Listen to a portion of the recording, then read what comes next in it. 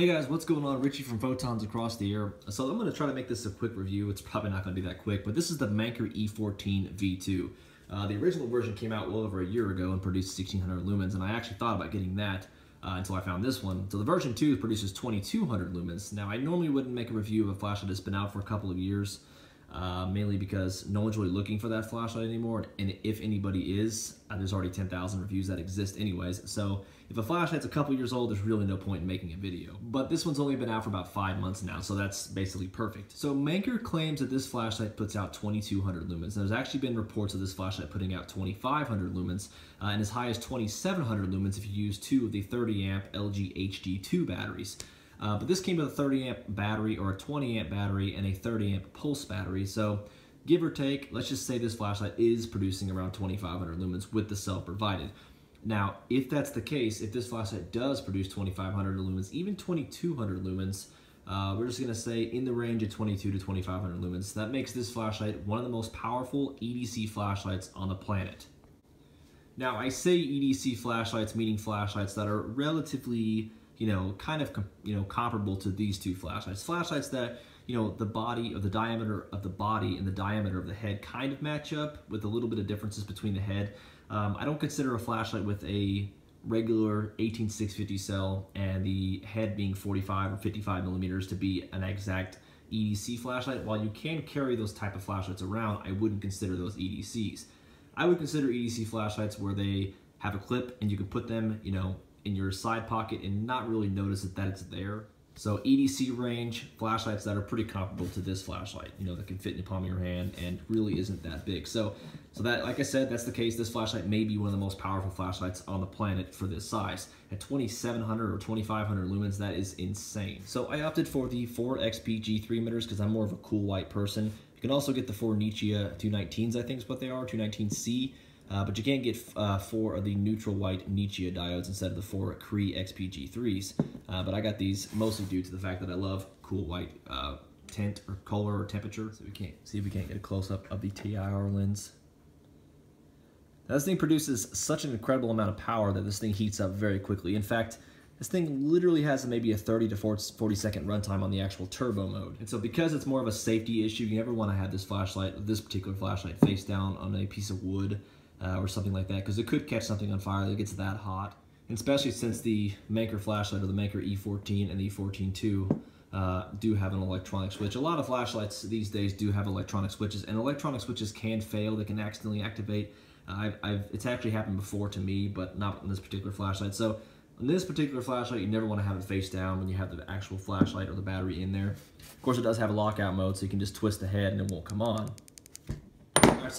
So when you take the flashlight, oops, so there's the head. Sorry, I'm trying to do this while looking at the actual camera screen. Anyway, so here's the back of the head where the circuit board is. Obviously, you got the positive contact plate and the negative on the outside. And here's your integrated charge port. I don't know what this charge is at as far as current is concerned. It might charge at an amp, I don't know. Hopefully it does, because anything less than that would take quite a while. Positive contact plate here. And you have the negative, of course, on the ring. And these, of course, light up green or red, I believe. Green is, who knows, I forgot. I can't find my thing, so I can't plug it in right now. But it does have a green and red light to let you know what the battery indicating status is on charging your battery. Now, when you first get the flashlight, you're gonna notice that it looks like the threads on the top of the head, or the top of the body, look like they're really dirty, but I imagine it's just parts of the copper residue that's actually rubbing off, since the color pretty much matches up almost identically. So a lot of people, when they buy this flashlight, they automatically just go out and get an LG HD2 battery. So you can do that if you want to, but I'm just gonna stick with the actual original battery it came with. I actually didn't know this flashlight came with the battery. I should have read the instructions or read the description on the flashlight before I bought it, but it does come with its own battery, so in case you guys don't know that, it does. Double spring here in the actual tail cap. So I'm not sure who actually makes the battery. I don't know if it's Panasonic or Hitachi Sanyo or Panasonic, Samsung. Who knows? I'm not sure who actually makes the battery itself, but yes, it does come with a 20 amp max continuous discharge battery or 30 amp pulse.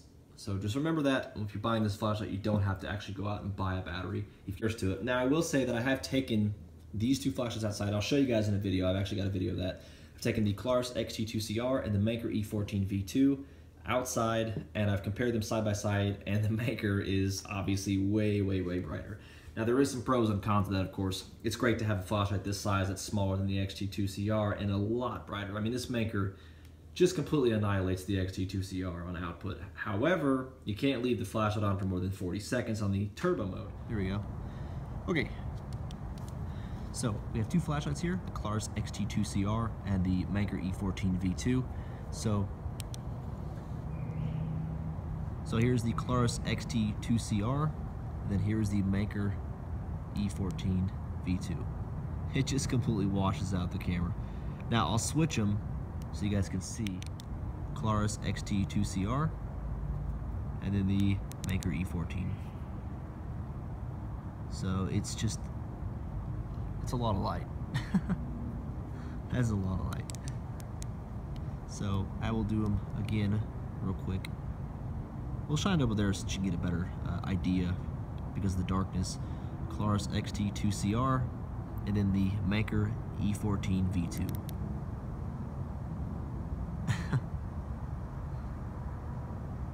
So it's kind of hard to see on camera, but the E14 is a lot brighter, but definitely not as focused. But I guess my only issue is, is this flashlight going to be able to continuously hit that turbo mode, 2 or 3 or 4 years from now when you've done it, 500 times, as long as you've, kept it within the 30 to 40 second range, will this flashlight be able to do that 3 or 4 years from now? So I don't know. So yes, longevity is kind of an issue for me. I'm wondering if it's going to be able to do that. So we're going to read through the instructions real quick, since I didn't really get to read it much earlier. Now you got a maximum beam intensity of about 6,000 CD, which makes sense since this flashlight is incredibly floody. It's way, way floodier than the XT2CR. Pretty obvious there. So in case I forget, here are the actual modes. You got your turbo mode that goes to 2200 lumens, drops down to 850, or you can just go down to high, which is 850, medium 140, low 22, and Moonlight 0.1 to 5 lumens.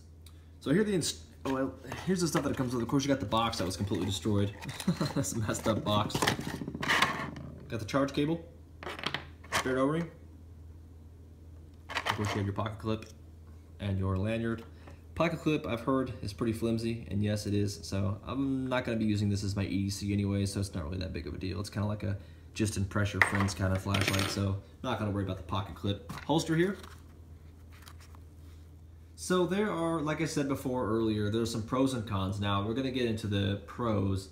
The pros are obviously compact size, incredible output, good runtime when you need it, great optics, TIR lens. I don't have any flashlights that have the TIR lens.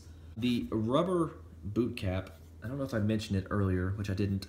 It's not a solid feel. Now the switch itself feels very solid, but it's not a solid feel on the rubber part. The rubber part actually protrudes out about 1 millimeter past the switch. So when you actually press the switch down, there's kind of like an air pocket in there, and it kind of bugs me a little bit. It kind of feels weird. Feels like it feels like it's kind of cheap, but I know in reality it's not. I mean, this really doesn't feel like a cheap flashlight, to be honest, not even a little bit. But the switch does feel a little bit different, like that air pocket. That's kind of bothers me a little bit. So another big pro to the Manker brand, the Manker flashlight, is, as you guys know, over a month ago, Marshall Wayne Hoots, the founder of Going Gear, passed away, and it was a very devastating blow to the flashlight community because, for me, it hit me on a personal level because I followed Marshall from, all the way from 2009, 2010 when I purchased my first online flashlight from him. And so it hit me on a personal level when he passed away. I could not believe what happened, and it devastated the flashlight community. But he loved the Manker brand, he loved it. He loved all flashlights, but he really liked the Manker brand because I remember a couple of his reviews talking about, highly talking about Manker. And so if Marshall Wayne Hoots from Going Gear loves Manker or liked Manker and sold it on his website, whereas most of the websites don't sell Manker, then it must be good. Marshall would normally not sell a flashlight brand unless it was a good flashlight brand. So, if you're thinking about purchasing this flashlight and you don't know who Marshall is, if you're a flashlight enthusiast, you probably know exactly who he is.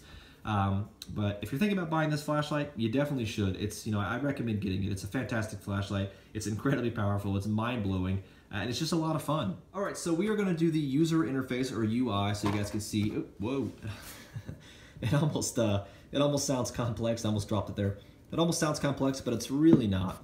Now it's obvious that the double press from any mode, off or on, it will automatically go into your turbo mode. So to go into your turbo mode, you just double press the button and it goes into your turbo mode. And if you press it again from turbo mode, it goes into strobe mode. I don't think there's an SOS, I'll have to check that later. Now if you press it one time from off, it goes into your Moonlight mode. And you can tell that it is a current driven flashlight. The instructions and online say that it is a current driven driver, which is great because you can tell there's no PWM. That's how you can tell if it's a current driven. A constant current driver. Constant current drivers don't have a PWM. And so, like I said, Moonlight, we're gonna call that mode 1. Press it again, mode 2. Press it again, mode 3. Press it again, mode 4. And it cycles up and down instead of, it goes 1, 2, 3, 4, 3, 2, 1, 2, 3, 4, 3, 2, 1. Instead of going 1, 2, 3, 4, 1, 2, 3, 4, 1, 2, 3, 4. It goes up and then back down. So that's kind of interesting. Now, it does have mode memory, and the cool thing is if you're in your room, you don't want to wake your wife up or your girlfriend or your boyfriend, whoever's watching this, just in case there's some girls watching this. Now, the last mode that I used was, well, we're just going to press it again to go into Moonlight mode. So we're going to cycle up, we're going to go into mode 4, which is 850 lumens. Now, if you hold the button down from any mode, it turns it off. So in order to shut the flashlight off, you hold it down. Now, if you hold it down again, or if you basically, any time at all, hold the button down, it goes into your last mode, which was mode 4. And it always does that no matter what. You gotta hold it down. Now, you know that it's on the last, mode 4, 850 lumens, and if you're walking into your room and you need to go into Moonlight mode without switching through all the modes, you just basically press it one time and it goes into Moonlight mode. Turn it off, and if you hold it down, it goes into your, mode 4. So it is kind of sounds like a complex interface, but it's really not. It's pretty easy. Now I'm going to get this question, so I might as well go ahead and do it. We're going to go ahead and do turbo mode, and we're going to show you what it does to this box.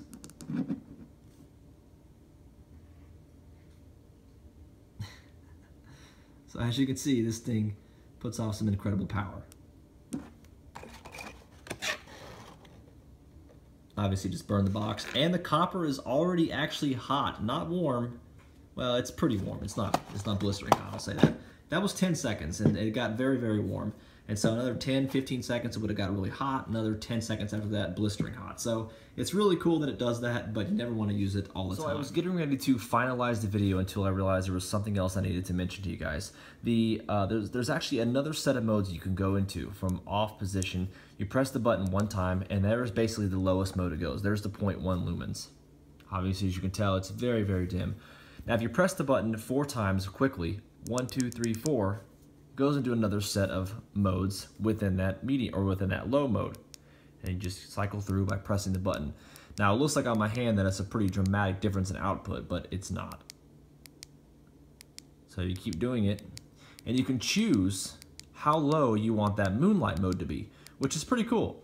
So we're going to set it to the absolute lowest mode, and when you hold it down, now it's going to memorize that Moonlight mode. That's why the instructions say 0.1 to 5 lumens on Moonlight mode. You can choose your actual Moonlight mode, whether you want it to be 0.1 lumens or you want it to be 5 lumens. So that's actually a pretty cool feature to have. So one more cool thing I didn't know until I actually just found out a couple of days ago. I actually didn't think that you could take this apart like the original E14. I thought this was just basically an 18650 size flashlight.